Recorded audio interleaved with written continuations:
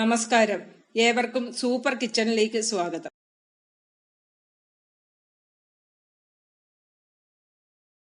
ഇന്നെനിക്ക് വലിപ്പമുള്ള ഒരു താറാവിനെ കിട്ടിയിട്ടുണ്ട്. അതെല്ലാം വെട്ടി ക്ലീൻ ചെയ്ത് വെച്ചേക്കുകയാണ്.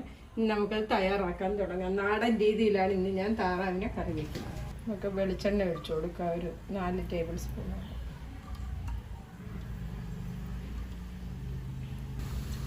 ഓയിൽ ചൂടായിട്ടുണ്ട്. ഞാൻ തന്നെ സ്ലൈസായിട്ട് കുറച്ച് തേങ്ങ അരിഞ്ഞ് വെച്ചിട്ടുണ്ട്. ഇത് നമുക്ക് ഇതിലിട്ടൊന്ന് വറുത്തെടുക്കാം.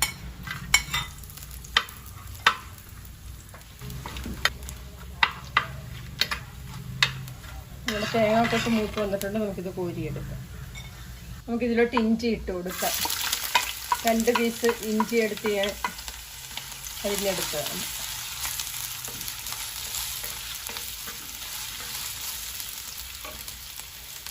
വെളുത്തുള്ളി ഇട്ട് കൊടുക്കാം. 3 കുടം വെളുത്തുള്ളി എടുത്തിട്ട് 3 കുടം വെളുത്തുള്ളിയോളം എടുത്തിട്ടുണ്ട്. ഇതിനിച്ചിരി വെളുത്തുള്ളിയൊക്കെ കൂടുതൽ വേണം താറാവ് കറി.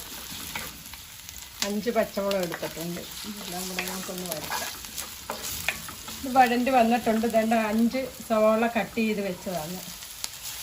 കുറച്ച് ചെറിയ ഉള്ളി കട്ട് ചെയ്ത് വെച്ചതാണ്. ഒരു 10-25 ചെറിയ ഉള്ളിയോളം ഉണ്ടാകും.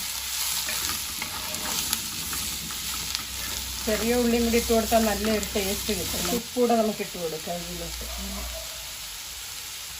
എളുപ്പം വഴണ്ടി ഇട്ടു ഉള്ളി നമുക്കൊന്ന് അടച്ചു വയ്ക്കാം. ഫ്ലെയിം മീഡിയം ആക്കിക്കൊണ്ട് നമുക്കിത് അടച്ചു വയ്ക്കാം. നമ്മുടെ ഉള്ളിയെല്ലാം വഴണ്ടി വന്നിട്ടുണ്ട്. നമുക്ക് ഇതിലോട്ട് തക്കാളി ഇട്ട് കൊടുക്കാം. മീഡിയം ടൈപ്പ് 2 തക്കാളി എടുത്തതാണ്.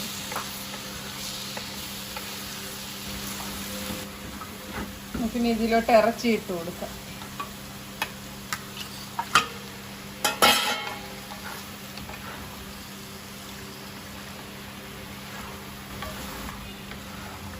രണ്ട് 3 മിനിറ്റ് നമ്മളിങ്ങനെ ഇളക്കിയതിന് ശേഷം നമുക്കൊന്ന് അടച്ചു വെക്കാം.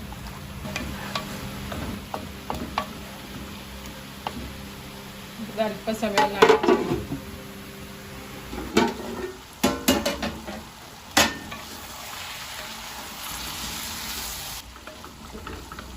നമുക്കിതിലോട്ട് 1 ടീസ്പൂൺ കുരുമുളക് പൊടി ഇട്ട് കൊടുക്കാം. 1 ടീസ്പൂൺ ഗരം മസാല പൊടി, 1/2 ടീസ്പൂൺ മഞ്ഞൾപ്പൊടി,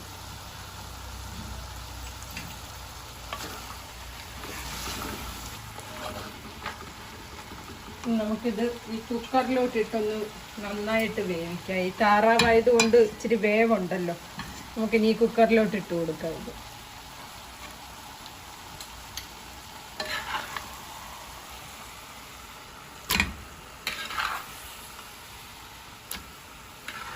നമുക്കെടുത്തൊന്ന് മാറ്റി വെക്കാം. ഇതിൽ നമുക്ക് കറി വെക്കണ്ടേ, ഇരിക്കട്ടെ. ഞാൻ 1 തേങ്ങയുടെ പാലെടുത്തേക്കുകയാണ്. 1-ാം പാലും 2-ാം പാലും 3-ാം പാലും ആണ്. അപ്പം ഈ 3-ാം പാലൊഴിച്ച് വേണം നമുക്ക് ഇത് വേവിക്കാനായിട്ട്. നമുക്ക് 3-ാം പാലൊഴിച്ച് ഇതൊന്ന് വേവിച്ചെടുക്കാം.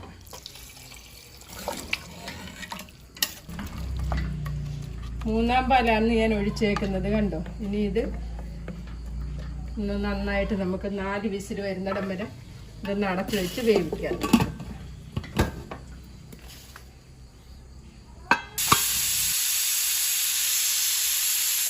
നമുക്ക് സ്റ്റൗ ഓഫ് ചെയ്ത് ഇത് മാറ്റി വെക്കാം. ഇതൊന്ന് തണുത്ത് വരട്ടെ. 4 വിസിലടിച്ചിട്ടുണ്ട്. ഇപ്പോൾ നമ്മൾ നേരത്തെ ഇറച്ചി ഇത് ശരിയാക്കി ഇതിൽ നിന്ന് കോരി കുക്കറിലോട്ട് ഇട്ടപ്പോൾ ഇതിൽ ബാക്കി ഉണ്ടായിരുന്ന ഓയിലായി കാണുന്നത്. നമുക്ക് ഇതിലോട്ട് ഈ മുളക് പൊടി ഇടാം. 2 ടേബിൾ സ്പൂൺ മുളക് പൊടി എടുത്തിട്ടുണ്ട്. 1/2 ടേബിൾ സ്പൂൺ മല്ലിപ്പൊടി എടുത്തിട്ടുണ്ട്. ഒരു 1/2 ടീസ്പൂൺ മഞ്ഞൾപ്പൊടിയും കൂടി ഇട്ട് കൊടുക്കാം. ഇതൊന്ന് ചൂടായി. മുളക് പൊടി മല്ലിപ്പൊടിയൊക്കെ ചൂടായി വന്നിട്ടുണ്ട്. ഒരുപാട് അങ്ങ് കരിയാൻ നിൽക്കണ്ട. 2-ാം പാൽ എടുത്ത് വെച്ചിരുന്നില്ല, അത് നമുക്ക് ഇതിലോട്ട് ഒഴിച്ചു കൊടുക്കാം. ചൂടായി വന്നിട്ടുണ്ട്. നമുക്കിനി ഇതിലോട്ട് ഇതിൻ്റെ ഗ്രേവി ആദ്യം അങ്ങോട്ട് ഒഴിച്ചു കൊടുക്കാം. ഇറച്ചിയും കൂടെ കോരി ഇതിലോട്ട് ഇട്ട് കൊടുക്കും.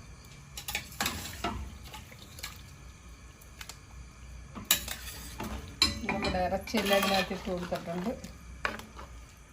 ഇതിൽ കിടന്ന് നന്നായിട്ടൊന്ന് തിളക്കട്ടെ. ഇനി 1-ാം പാൽ എപ്പോഴാണ് ഒഴിക്കുന്നത്? ഇത് നന്നായിട്ട് തിളച്ച് വറ്റി വന്നതിന് ശേഷം 1-ാം പാൽ ഒഴിച്ച് നമുക്ക് ഇറക്കാം. നല്ല ടേസ്റ്റ് ആയിരിക്കും ഈ കറിക്ക്.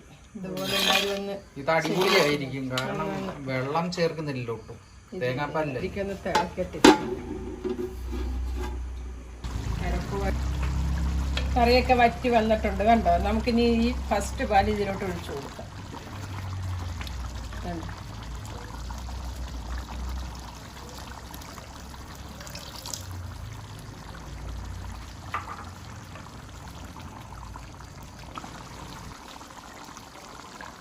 ഇനി ഇത് ഒരുപാട് സമയം വെച്ചേക്കാം. നമുക്കിനി നമ്മളെ തേങ്ങ മൂപ്പിച്ച് വെച്ചിട്ടില്ലായിരുന്നോ, തേങ്ങ വറുത്ത് വെച്ച ആ തേങ്ങ ഇങ്ങോട്ട് ഇട്ട് കൊടുക്കാം. ദേവട്ടൻ ഈ ബ്രെഡിന്റെ കൂടി ഈ താറാവ് കറിയായിട്ടൊന്ന് കഴിച്ചു നോക്കിക്കേ. നല്ല കോമ്പിനേഷനായത്. ഇത് താറാവും അതുപോലെ തന്നെ ബ്രെഡിന്റെ കൂടെയും നല്ലതാണ്, അതുപോലെ തന്നെ അപ്പത്തിന്റെ കൂടെയും താറാവിറച്ചി അടിപൊളിയാ, നല്ല ടേസ്റ്റ്. ഒന്ന് നോക്കട്ടെ ടേസ്റ്റ്. ബ്രെഡും താറാവിറച്ചിയായിട്ട് അടിപൊളി ടേസ്റ്റാ. ഹാ, എന്താ ടേസ്റ്റ്. ഇഷ്ടപ്പെട്ടില്ലേ? ഇഷ്ടപ്പെട്ടു. എല്ലാവരും ഇതുപോലെ ഒന്ന് തയ്യാറാക്കി നോക്കിയിട്ട് അത് എങ്ങനെ ഉണ്ടെന്നൊന്ന് കമന്റ് ചെയ്തേക്കണേ.